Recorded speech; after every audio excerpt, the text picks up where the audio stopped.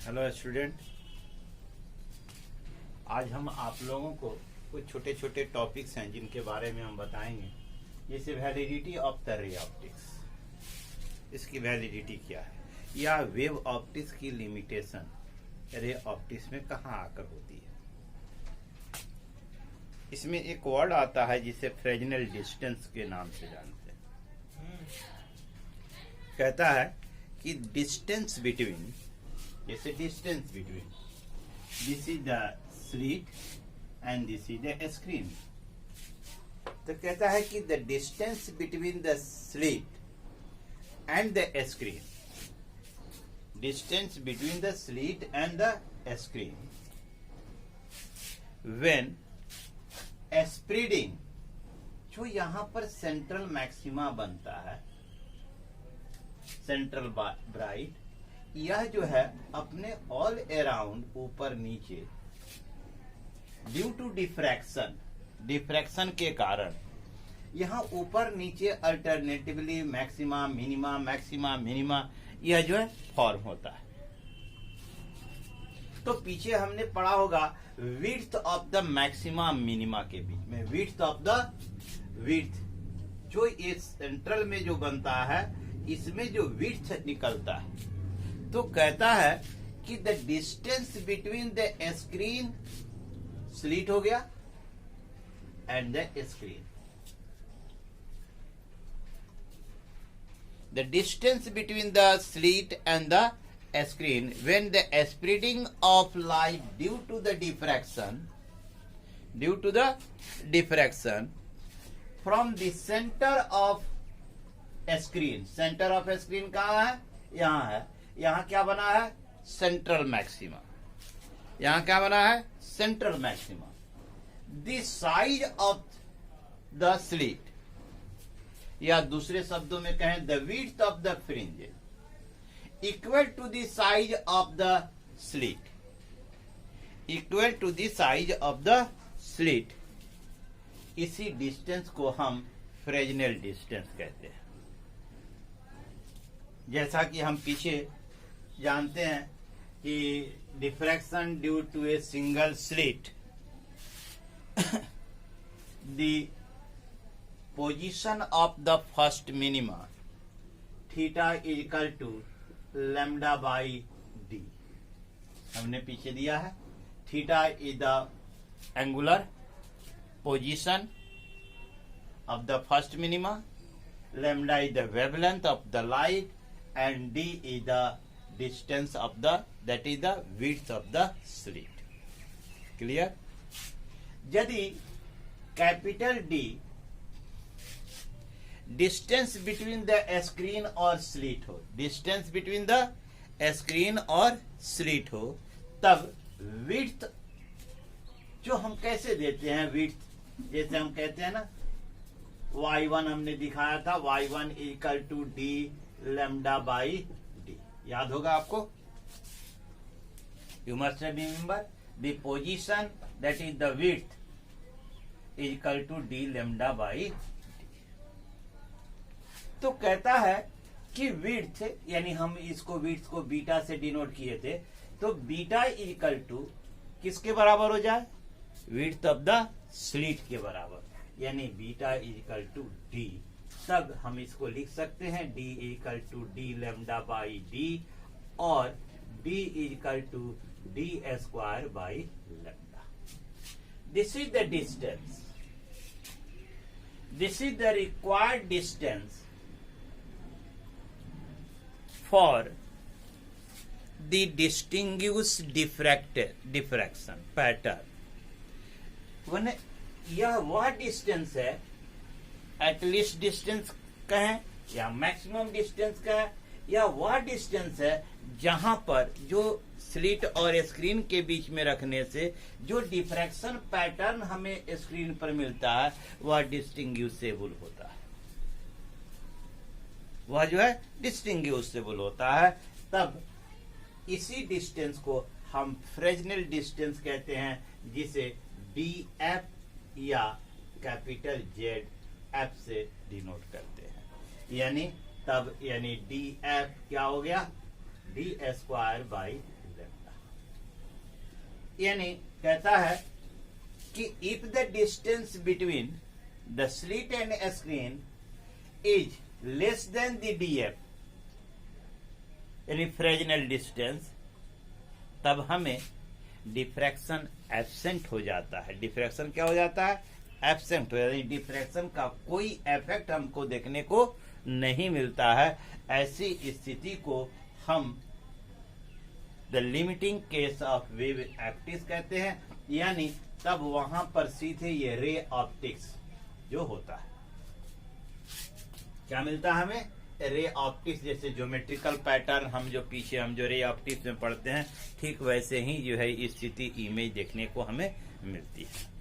अब आते हैं हम दूसरे एक टॉपिक पर, comparison between interference and diffraction. दोनों को कंपेयर करें, क्या अंतर है?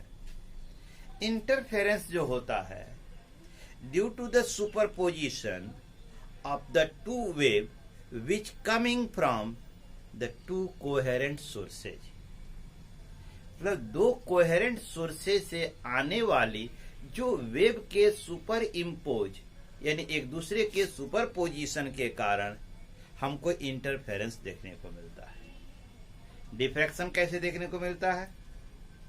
Diffraction is also the super position, यह भी सुपर पोजिशन होता है।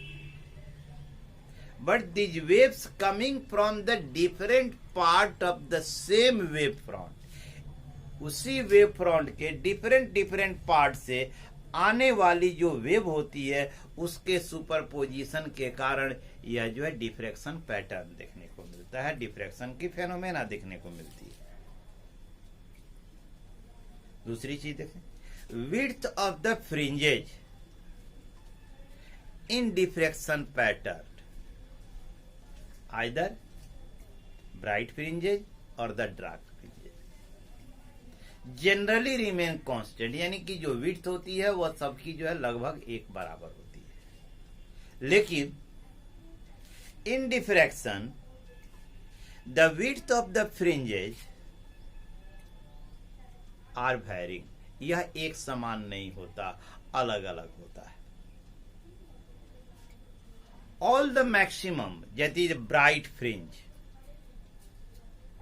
in interference are of same intensity. जो इंटरफेरेंस में जितनी ब्राइट फ्रिंजेज होती हैं, मैक्सिमा होता है, वे सबकी इंटेंसिटी एक समान होती है। लेकिन डिफ्रैक्शन में ऐसा नहीं होता, इनकी इंटेंसिटी जो है वैरी करती है, एक समान नहीं होती है। इंटरफेरेंस में ब्राइट फ्रिंजेज और डार्क फ्रिंजेज के बीच गुड कंट्रास्ट होता है, जिसे ऑब्जर्व करने में कोई कठिनाई नहीं होती। इजिली इट इज ना डिस्टिंग्विश, आसानी से देखा जा सकता। लेकिन डिफ्रैक्शन में मैक्सिमा और मिनिमा के बीच जो कंट्रास्ट जो होता है बड़ा पुअर होता है, काफी पुअर होता है, जिसके चलते इसे नॉर्मली डिस्टिंग्विश करना संभव नहीं हो पाता। These are the differences between the interference and diffraction. Now we are talking the resolving power of optical instrument. जैसा कि आप सभी जानते हैं, ऑब्जेक्टिव लेंस, किसी भी ऑप्टिकल इंस्ट्रूमेंट में जो ऑब्जेक्टिव लेंस होता है वो सर्कुलर होता है। ऑब्जेक्टिव लेंस कहते हैं किसको है? जो लेंस ऑब्जेक्ट की ओर होता है उसे ऑब्जेक्टिव लेंस कहते हैं, और जो आंख की ओर होता है जिसके जरिए हम देखते हैं उसे आई लेंस कहते हैं। ठीक है, तो जब किसी ऑब्जेक्ट से आने वाली लाइट जब इस सर्कुलर ऑब्जेक्टिव लेंस पर फॉल करती है, ठीक है, तो हमें स्क्रीन के ऊपर एक पॉइंट इमेज हमें मिलना, ब्राइट पॉइंट इमेज होना चाहिए। लेकिन ड्यू टू सर्कुलर, जिसके चलते जो एबरेशन डिफेक्ट होता है उसे हम दूर नहीं कर पाते, उसे इसमें दूर नहीं किया जा सकता। तो जो इमेज फॉर्म होता है सेंटर में, ठीक है, तो इस सेंटर के इर्द गिर्द में देखें, due to diffraction the image form which is not clear, जो इमेज फॉर्म होता है वह क्या क्लियर नहीं होता है। फिर से ध्यान से समझे इसको, इसे समझना बहुत आवश्यक है। जब किसी ऑब्जेक्टिव लेंस के ऊपर, ऑब्जेक्टिव लेंस यूज नहीं, ऑब्जेक्टिव लेंस पर, यानी जो लेंस ऑब्जेक्ट की ओर होता है उसे ऑब्जेक्टिव लेंस कहते हैं। जब ऑब्जेक्ट से आने वाली लाइट जब उस पर फॉल करती है तो हमें जो एक सेंट्रल ब्राइट, जो उस पॉइंट का इमेज जो प्राप्त होता है, ठीक है, सेंट्रल ब्राइट, तो ड्यू टू द डिफ्रैक्शन, जो डिफ्रैक्शन होता है उस डिफ्रैक्शन के कारण हमें इस सेंट्रल ब्राइट के ऑन आइदर साइड, दोनों ओर, हमें अल्टरनेटिवली डार्क एंड ब्राइट जो है रिंग्स में यानी फ्रिंजेज हमें मिलते हैं। The diffraction of light at a circular aperture, circular aperture में an objective lens can not form a point image of an object. यानी हम इस दूसरे को इस ढंग से समझा दें कि यदि ऑब्जेक्टिव लेंस कोई सर्कुलर अर्पेचर का है तो वह किसी पॉइंट ऑब्जेक्ट का इमेज एक पॉइंट इमेज नहीं बना सकता, रादर देन यह क्या बनाएगा, alternatively bright and the dark, इसको क्या कहते हैं, bright and dark, bright and dark concentric circular ring. Concentric circular, जैसे आपको एक हम ही दिखाते हैं, तो यहां से जो लाइट निकलती है, आ रही है किसी वेव फ्रंट से, तो हमें किसी ऑब्जेक्ट का, यहां पर मान लीजिए कि छोटा सा कोई ऑब्जेक्ट है, तो यहां पर इस स्क्रीन के ऊपर जो इसका हमें एक सेंटर पॉइंट इमेज मिलना चाहिए, वह उसकी जगह पे हमें सर्कुलर इस तरह से हमें alternatively concentric circular bright and dark rings हमको मिलते हैं। It clear? क्योंकि इसे समझना जरूरी इसलिए है कि आगे जो हम रिजॉल्विंग पावर पढ़ेंगे ये सब कुछ जो है इसी पर आधारित है। जब किसी पॉइंट ऑब्जेक्ट से आने वाली लाइट जब लेंस सर्कुलर आर्पेचर वाले लेंस पर फॉल करती है, ऑब्जेक्टिव लेंस पर फॉल करती है, तो वह उस ऑब्जेक्ट की पॉइंट इमेज जो सेंटर में बनता है उसके चारों ओर एक bright dark concentric circular ring है ना बनता है, ड्यू टू द डिफ्रैक्शन। ये जो सेंट्रल ब्राइट है, ये जो सेंट्रल ब्राइट होता है यह हिस्सा, इसको हम एयरी डिस्क कहते हैं। जो सेंट्रल ब्राइट होता है उसे क्या कहते हैं, एयरी डिस्क कहते हैं। और जो इसका एंगुलर विड्थ जो होता है या आपको दिया जाता है theta equal to 1.22 lambda by D. Lambda by D 1.22 एक फैक्टर है, lambda is the wavelength of light है, थीटा एंगुलर विड्थ है और डी जो है यह इसका डायमीटर है यानी एपर्चर। क्या है, एपर्चर है। इसका जो लेटरल विड्थ दिया जाता है, लेटरल विड्थ, वह है एफ थीटा। क्या देते हैं, एफ थीटा। जो इमेज है इस इमेज का जो लेटरल विड्थ होता है उसे एफ थीटा, जहां F focal length of objective lens. ठीक है, अब जरा एक चीज हम देखें, यदि इस डी को मान लिया जाए 2a है, तब इस इक्वेशन को हम ऐसे लिख सकते हैं, theta equal to 1.22 lambda by 2a equal to 0.61 lambda by a।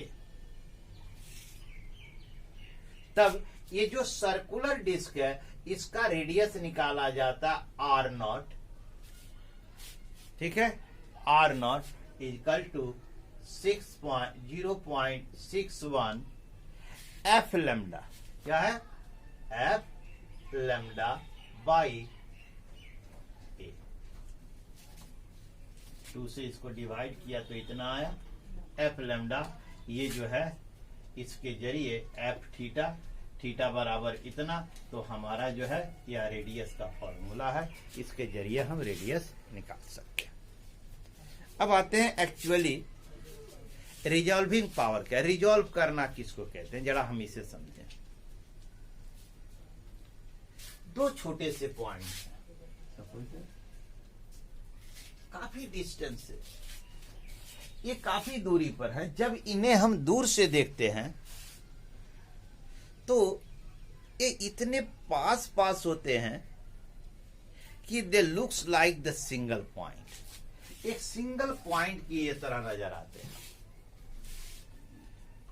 Human आई जो होती है, आंखें जो होती है, इसको जो है डिस्टिंग्विश नहीं कर पाता है एज ए, क्योंकि जो उसका इमेज बनता है वह एक सिंगल की, जो दो इमेज तो बनेंगे दो, लेकिन यह इमेज इतने एक दूसरे के करीब होंगे कि यह इसको जो है हम रिजॉल्व नहीं कर पाते हैं, इसे सेपरेटली डिस्टिंग्विश नहीं कर पाते हैं, डिस्टिंक्टली नहीं कर पाते हैं। तो रिजॉल्विंग का अर्थ हुआ to distinctly separate into distinct, distinctly separate the image of the 2 point, resolve का अर्थ हुआ separate, distinctly separate, इसको अलग अलग करके हमें देखना। It clear?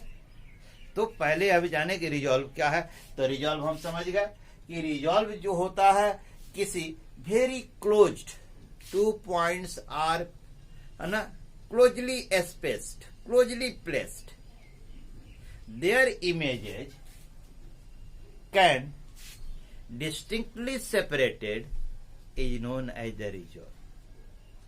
और इसको जिस लेंस के जरिए, जिस ऑप्टिकल इंस्ट्रूमेंट के जरिए ऐसा किया जा सकता है, जो इंस्ट्रूमेंट ऐसा करने की क्षमता रखता है, उसी को हम resolving power of optical instrument कहते हैं। Resolving power of an optical instrument is ability to produce distinctly separate images of 2 points object, 2 points और object placed very close together.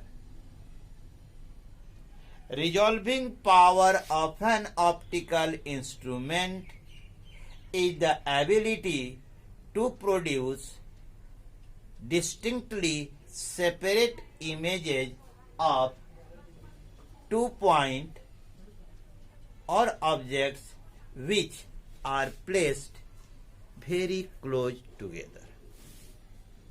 दूसरे शब्दों में इसको कहें कि रिजॉल्विंग पावर क्या कहते हैं। Resolving power is also defined as the reciprocal of limit of resolution, अब आप ये समझे कि लिमिट ऑफ रिजोल्यूशन ये शब्द आ गया। ये लिमिट ऑफ रिजोल्यूशन क्या है? ये बड़ी सिंपल सी चीज है। हमने कहा कि these are the 2 objects placed very close, एक दूसरे के, जिसे हम दूर से देखते हैं नॉर्मली तो हम एक सिंगल ऑब्जेक्ट की तरह जो है दिखाई देता है। इसके जो इमेज बनते हैं वह इतने एक दूसरे के क्लोज होते हैं कि दो इमेज के रूप में डिस्टिंक्ट करके सेपरेट करके देखना संभव नहीं होता। ठीक है, अब ये उठता है कि if you use N optical instrument, यदि हम कोई ऑप्टिकल इंस्ट्रूमेंट का इस्तेमाल करते हैं, यूज करते हैं इसको देखने के लिए, तो कितना इसे रिजोल्यूटिव, मतलब दोनों के बीच में कितना स्पेस, जो इमेज हम डिस्टिंक्टली सेपरेट करके देखते हैं, तो what is the maximum distance between the to, इससे कितना सेपरेट, वैसे मान लीजिए कि इसका इमेज बना के हम देखते हैं तो इतना दूरी पर हमें दिखता है, क्या इससे भी मैक्सिमम हो सकता है? Not possible.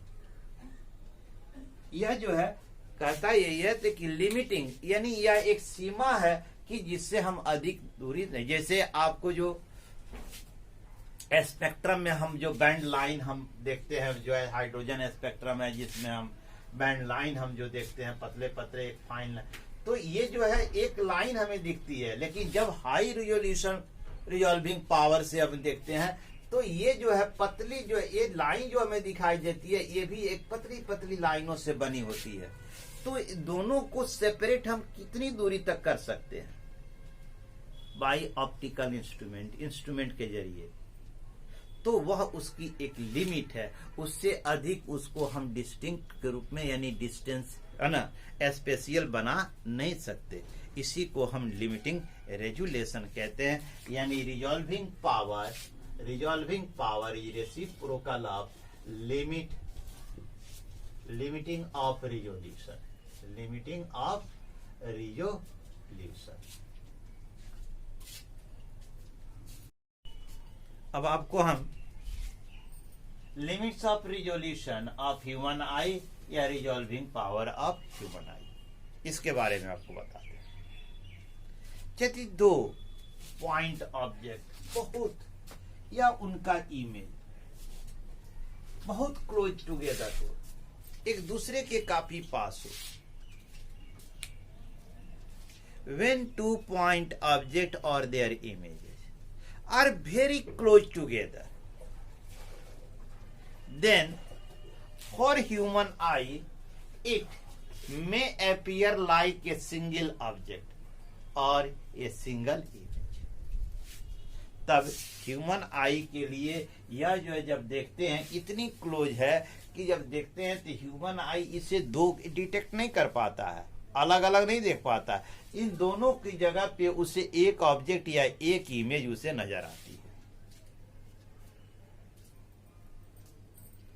तो कहता है कि हमें जो हमारी आंख की एक सीमा है कि कोई न कोई एक ऐसी कंडीशन है, उस कंडीशन पर यदि हो तभी यह जो है हम इसे देख पाते हैं, अन्यथा हमें एक जो है वह जो क्लोजली स्पेस्ड, क्लोजली रखे गए दो पॉइंट ऑब्जेक्ट है या इमेज हो तो हम उसे सिंगल की तरह हमें नजर आता है।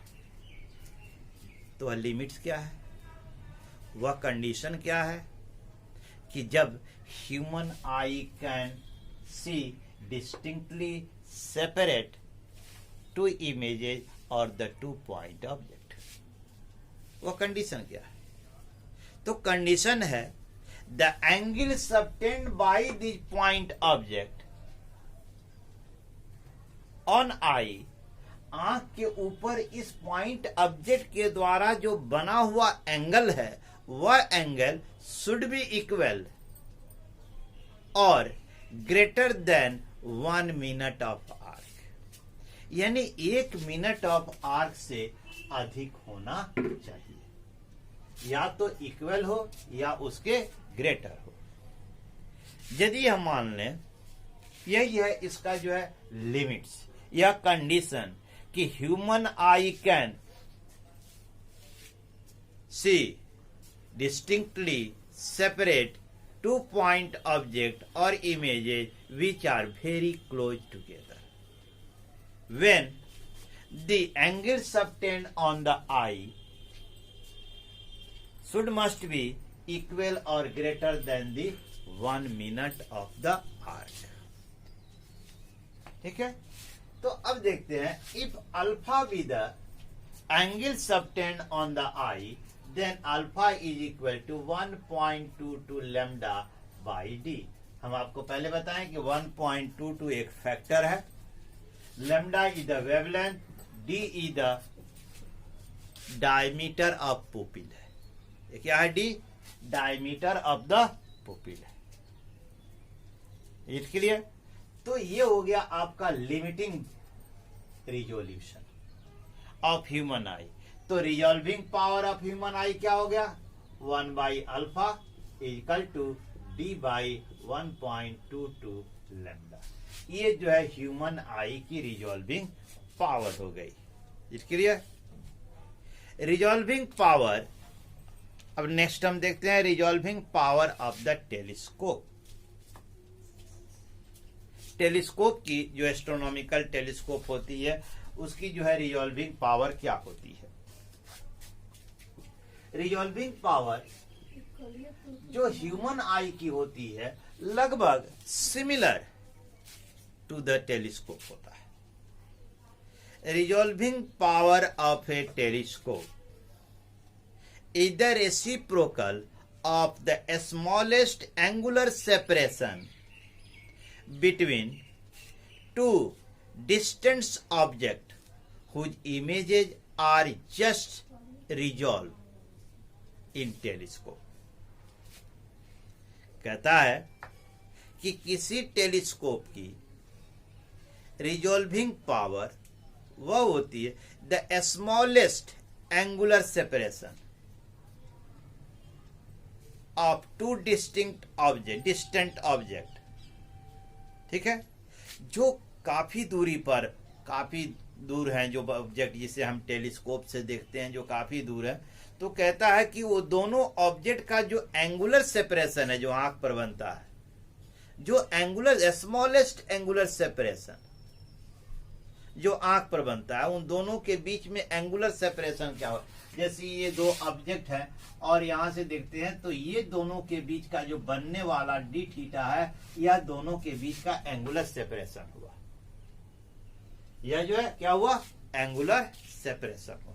तो कहता है कि the smallest angular separation between two distant object whose images, जिसकी इमेज टेलीस्कोप के अंदर जस्ट रिजॉल्व होती है, उसी को यानी सेपरेट होती है, उसी को हम क्या कहते हैं? The resolving power of telescope. Resolving power of telescope.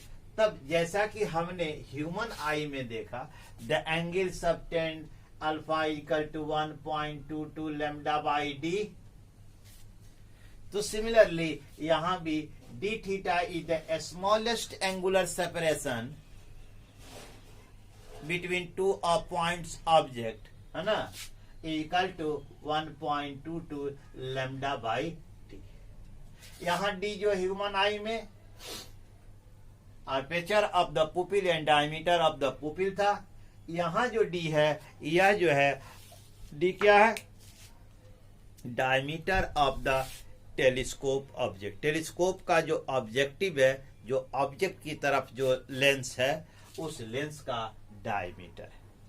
तब resolving power of the telescope क्या होगा? 1 by D theta equal to D by 1.22 lambda, यानी RP resolving power of telescope बराबर डी बाई। It clear? अब हम देखें resolving power of a microscope. ठीक है, resolving power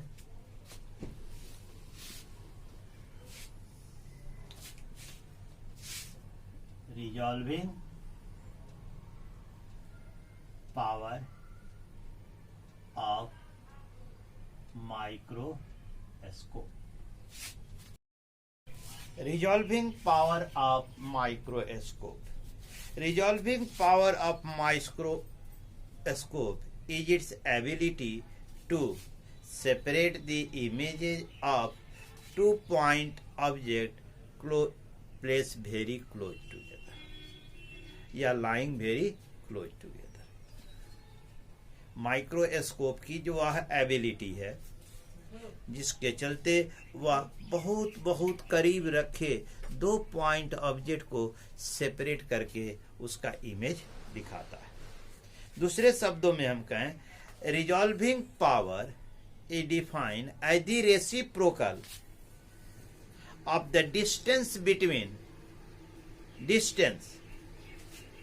between the two objects which can be just resolved when seen through a microscope। Distance between, यदि दोनों के बीच में मिनिमम डिस्टेंस कौन सा? Minimum distance. तो मिनिमम डिस्टेंस कितना है? मान लीजिए डेल्टा डी है। Minimum distance is the delta D. Delta D is calculated as 1.22 lambda by 2n sin theta। ठीक है, आप यहाँ कहेंगे 2n, हम 2n की जगह पे 2 म्यू कर सकते हैं। म्यू बेटर आप जानते हैं, mu is the refractive index. 2 mu sin theta is the numeral aperture of objective lens। इसको हम न्यूमरल अपर्चर कहते हैं ऑब्जेक्टिव लेंस का। 1.22 is already you know the factor है। तब resolving power of microscope reciprocal of the minimum distance between the two object 1 by यानी RP equal to 1 by delta D equal to 2 mu sin theta by 1.22 lambda। It's clear? This is the resolving power of the microscope। अब एक आता है बहुत simple सा, इसमें एक last छोटा सा टॉपिक है, Rayleigh criterion of limits of resolution. Rayleigh criterion of limits of resolution. Rayleigh criterion क्या कहता है? According to it the resolution of an optical instrument, the resolution of an optical instrument 2 points object are just resolved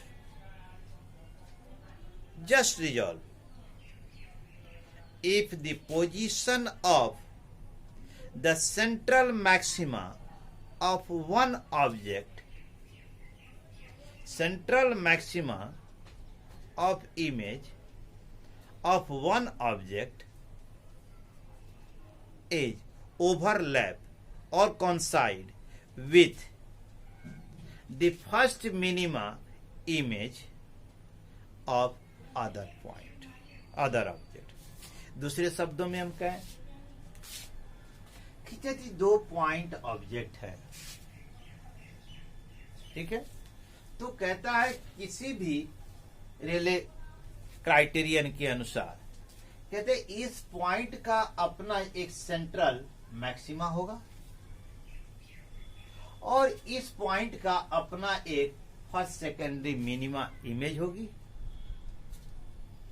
तो कहता है कि जब ये दोनों एक दूसरे को ओवरलैप करें तो इनकी ऐसे आती है जैसे आपको ये है, ठीक है। तो यहां पर जो आता है वो ऐसे आपका यह जो है सेंट्रल मैक्सिमा होती है या ओवरलैप करता है। तो कहता यह कि हम दो को डिस्टिंग्विश, यह जो है ऑप्टिकल इंस्ट्रूमेंट की एबिलिटी है, ठीक है। तो कहता है ऑप्टिकल इंस्ट्रूमेंट का रिजोल्यूशन करने की वह एबिलिटी जब 2 पॉइंट ऑब्जेक्ट का, एक का पॉइंट ऑब्जेक्ट का जो central maxima central maxima coincide with the secondary minima image of the other object.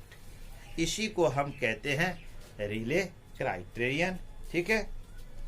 An optical instrument may be regarded as distinctly separate or just resolve if the central maxima of one diffraction pattern falls on the secondary minima of the other diffraction pattern.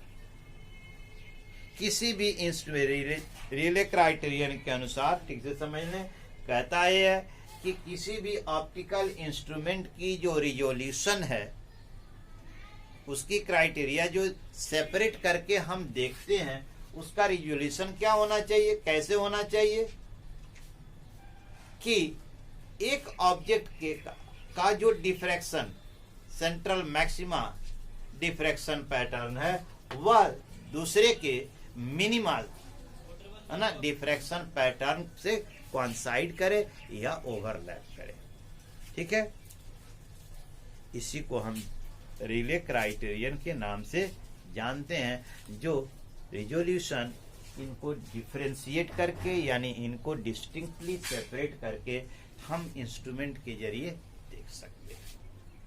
It clear? No doubt. Now we will talk on the polarization in the next session.